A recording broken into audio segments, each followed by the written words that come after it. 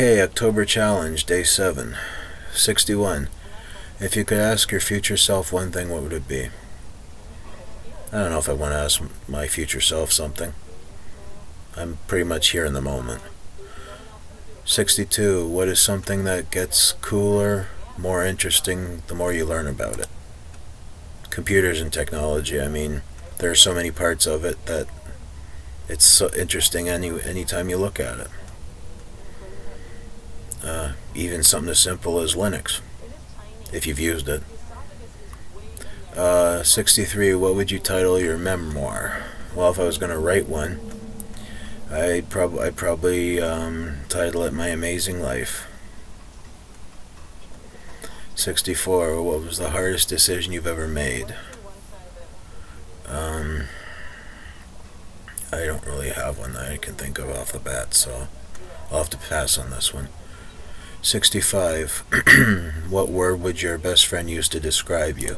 Your parents or your significant other, if applicable? I'd say they'd use the word friendly and down to earth maybe as a second one. 66. In what way would you most like to become famous? I don't think I want to become famous, to be honest with you. I mean, being famous is not everything it's cracked up to be. Look at celebrities, for example, and how they get hounded by people.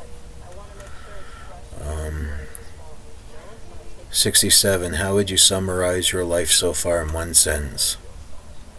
A great thrill ride. 68. You're old and on your deathbed. With your last breath, you may deliver your last words to anyone you know. What do you say, and who do you say it to? I say I love you all to my family members that are still surviving when that day happens. 69. If seasons never changed, what would you most likely like to live in eternally? I'd say fall. It's in the middle, it's not too hot, not too cold, and it's just right. Yeah, and that's coming from a Canadian who's supposed to love the winter. Yeah, right. And 70th and final. What is the best advice you've ever received?